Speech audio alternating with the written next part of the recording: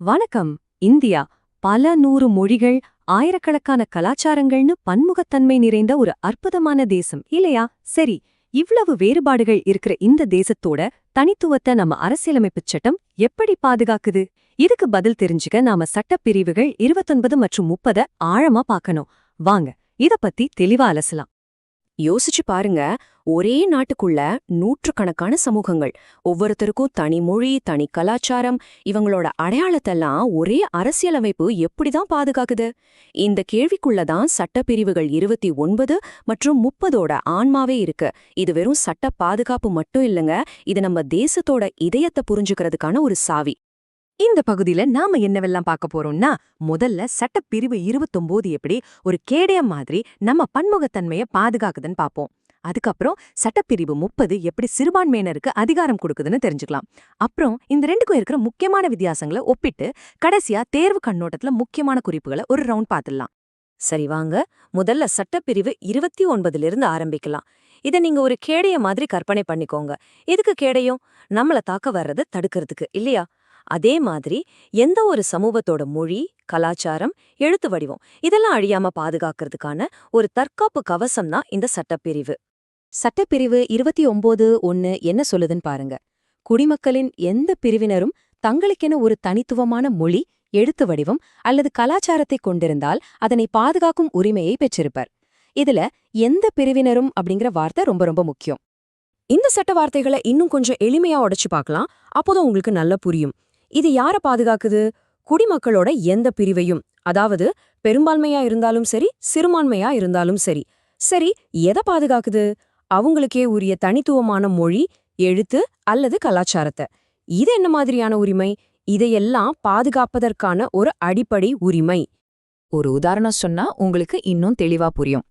ஒரு குறிப்பிட்ட சமூகம் தங்களோட பாரம்பரிய எழுத்து வடிவம் அழிஞ்சிடக்கூடாதுன்னு நினைக்கிறாங்கன்னு வச்சுக்கோங்களேன். அத உள்ளூர் அரசு பள்ளிகளோட பாடத்திட்டத்துல சேர்க்கணும்னு அவங்க சட்டப்பூர்வமா கோரிக்கை வைக்கலாம். இந்த உரிமை அவங்களுக்கு இருக்கு. இது சட்டப்பிரிவு 29(1). இப்போ அதோட அடுத்த பகுதியான 29(2)க்கு வருவோம். இது ரொம்ப முக்கியமான ஒரு விதி.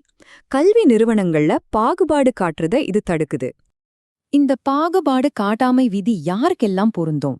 அரசு நடத்துற அல்லது அரசு கிட்ட நிதி உதவி வாங்குற எல்லா கல்வி நிறுவனங்களுக்கும் இது பொருந்தும். அங்க ஒரு மாணவரோட மதம், இனம், சாதி அல்லது மொழி காரணமா அவருக்கு அட்மிஷன் மறுக்கவே முடியாது. இதன் மூலமா எல்லா குடிமக்களுக்கும் சமமான கல்வி வாய்ப்பை இது உறுதி செய்யுது. இன்னும் ஒரு உதாரணம் பாருங்க. ஒரு அரசு நிதி உதவி வாங்குற யூனிவர்சிட்டி இருக்கு. அங்க எல்லா தகுதியும் உள்ள ஒரு மாணவர் வர்றாரு. ஆனா அவரோட தாய்மொழி அந்த ஊர்ல அதிகமா பேசப்படுற மொழி இல்ல. அதுக்காக மட்டுமே அவரோட அப்ளிகேஷனை ரிஜெக்ட் பண்ண முடியுமா? நிச்சயமா முடியாது. அது சட்டப்படி தவறு. ஓகே, இதுவரைக்கும் பிரிவு 29 பார்த்தோம். இப்போ சட்டப்பிரிவு 30க்கு வருவோம். பிரிவு 29 ஒரு கேடயம்னா, பிரிவு 30 ஒரு வாள் மாதிரி. ஏன்னா இது வெறும் தற்காப்பு உரிமை மட்டும் இல்ல, இது சிறுபான்மையினருக்கு தாங்களே முன்வந்து செயல்பட அதிகாரம் கொடுக்கிற ஒரு முற்போக்கான உரிமை. சட்டப்பிரிவு 30(1) என்ன சொல்லுதுன்னு அப்படியே கேளுங்க. மதம் அல்லது மொழியை அடிப்படையா வச்சிருக்கிற எல்லா சிறுபான்மையினரும் தங்கள் விருப்பப்படி கல்வி நிறுவனங்களை நிறுவவும் நிர்வகிக்கவும் முழு உரிமை உண்டு. இதுல அந்த தங்கள் விருப்பப்படி அப்படிங்கிற வார்த்தை அவங்களுக்கு முழுமையான சுதந்திரத்தை கொடுக்குது. சோ இது யாரு பாதுகாக்குது?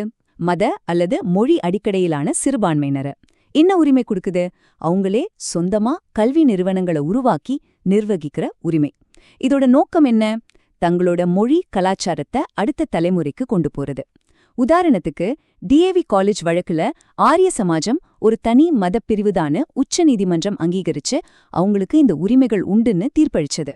இன்னும் விளக்கமா சொல்லணும்னா, ஒரு மத சிறுபான்மை சமூகம் தங்களோட மத போதனைகள், கலாச்சார பாடங்கள் எல்லாம் வச்சு ஒரு சொந்த பள்ளிய சட்டப்பூர்வமா கட்டலாம், அதுக்கு நிதி திரட்டலாம், அதை நடத்தவும் செய்யலாம். இதுல அரசு தேவையில்லாம தலையிட முடியாது. அடுத்தது ரொம்ப முக்கியமான பிரிவு 30(2). இது என்ன சொல்லுதுன்னா, ஒரு கல்வி நிறுவனம் சிறுபான்மையினரால் நடத்தப்படுதுங்கிற ஒரே காரணத்துக்காக அரசின் நிதி உதவி கொடுக்கும்போது எந்தவிதமான பாகுபாடும் காட்டவே கூடாது. ஆனா நடைமுறையில இது அவ்வளோ சுலபம் இல்ல. தங்களோட மைனாரிட்டி ஸ்டேட்டஸை நிரூபிக்கிறதுல இருந்து ஃபண்ட்ஸ் கிடைக்கிறதுல தாமதம் வரைக்கும் பல நிர்வாக சிக்கல்களை இந்த நிறுவனங்கள் எதிர்கொள்றாங்க. அந்த மாதிரி நேரத்துல தான் இந்த சட்டம் ஒரு பெரிய பாதுகாப்பா அவங்களுக்கு நிக்குது. இதுக்கு ஒரு நடைமுறை உதாரணம் சொல்றேன். அரசாங்கம் எல்லா ஸ்கூலுக்கும் கம்ப்யூட்டர் வாங்க கிராண்ட் கொடுக்குதுன்னு வச்சுப்போம். ஒரு ஸ்கூல் மொழி சிறுபான்மையினரால் நடத்தப்படுதுங்கிற ஒரே காரணத்துக்காக உங்களுக்கு இந்த கிராண்ட் கிடையாதுன்னு சொல்ல முடியாது. சமத்துவம் இங்க ரொம்ப முக்கியம். சரி, இப்போ நம்ம பார்த்த இந்த 2 சட்டப்பிரிவுகளையும் ஒப்பிட்டு பார்க்கலாம். அதாவது நம்ம கேடயத்துக்கும் வாழுக்கும் என்ன வித்தியாசம்னு ஒரு நேருக்கு நேர் ஆய்வு செஞ்சிடலாம். இந்த ஒப்பீடு தான் இந்த 2 பிரிவுகளோட நோக்கத்தையும் நமக்கு கிறிஸ்டல் கிளியரா காட்டும். உங்களுக்கு ஒரு கேள்வி வரலாம்.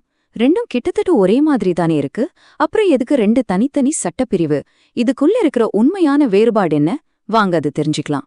இந்த அட்டவணைய கொஞ்சம் நல்லா பாருங்க. இதுல தான் மொத்த வித்தியாசமும் இருக்கு. முதல்ல பயனாளிகள் யாருன்னு பாப்போம். சட்டப்பிரிவு 29 அது மெஜாரிட்டி மைனாரிட்டின்னு எல்லா குடிமக்களுக்குமே பொருந்தும். ஆனா சட்டப்பிரிவு 30 அப்படி இல்ல. அது மதம் அல்லது மொழி அடிப்படையிலான சிறுபான்மையினருக்கு மட்டுமே ஆன ஒரு சிறப்பு உரிமை. அடுத்து உரிமையோட தன்மை. பிரிவு 29 ஏற்கனவே இருக்கிற கலாச்சாரத்தை பாதுகாக்க உதவுற ஒரு டிஃபென்சிவ் உரிமை, அதாவது நம்ம கேடயம். ஆனா பிரிவு 30 புதுசா கல்வி நிறுவனங்களை நிறுவி நடத்த அதிகாரம் கொடுக்கிற ஒரு ப்ரோஆக்டிவ் உரிமை, அதாவது நம்ம வாழ். இப்ப புரியுதா அந்த கேடயம் வாழ் வித்தியாசம்? இதுல இருந்து நாம தெரிஞ்சுக்க வேண்டிய ரொம்ப ரொம்ப முக்கியமான ஒரு விஷயம் என்னன்னா, சிறுபான்மையினர் பிரிவு 29 மற்றும் 30 2க்கு கீழேயுமே உரிமை கோர முடியும். ஆனா பெரும்பான்மை சமூகத்தினர் பிரிவு 29க்கு கீழே தங்களோட கலாச்சாரத்தை பாதுகாக்க மட்டும்தான் உரிமை கோர முடியும். பிரிவு 30 அவங்க பயன்படுத்த முடியாது. இது பரீட்சையில நிச்சயமா தேக்கக்கூடிய ஒரு முக்கியமான பாயிண்ட், நோட் பண்ணிக்கோங்க. சரி, நம்ம இந்த ஆய்வோட இறுதி பகுதிக்கு வந்துட்டோம்.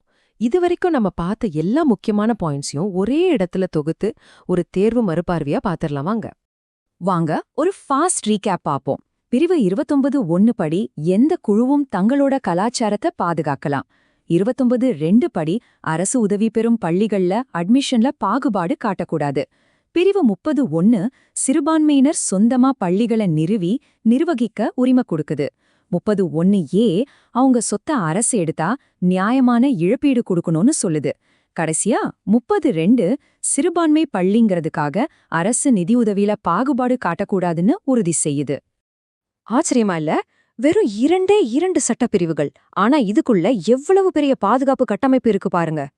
இந்தியாவின் இந்த பிரம்மாண்டமான பன்முகத்தன்மைக்கு இந்த 2 பிரிவுகளும் ஒரு வலுவான அடித்தளமா இருக்கு. அப்போ சுருக்கமா சொல்லணும்னா, கலாச்சாரம் மற்றும் கல்வி உரிமைகள்னா என்ன?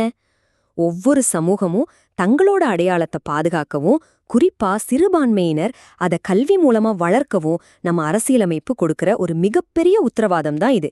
இதன் மூலமா தான் நம்ம தேசத்தோட பன்முகத்தன்மை எப்பவும் தழைத்தோங்கி இருக்கு. இந்த ஆய்வு ஒரு கேள்வியோட முடிச்சுக்கலாம். இன்னைக்கு நாம வாழ்ற இந்த உலகமயமாக்கல் சூழல்ல எல்லா கலாச்சாரமும் ஒன்னோட ஒன்னு கலந்துட்டு இருக்கு. இந்த மாதிரி ஒரு காலகட்டத்துல ஒரு கலாச்சாரத்தை பாதுகாப்பது அப்படிங்கிறதுக்கு உண்மையான அர்த்தம் என்னவா இருக்கும்? இத பத்தி நீங்க என்ன நினைக்கிறீங்கன்னு யோசிச்சு பாருங்க. நன்றி.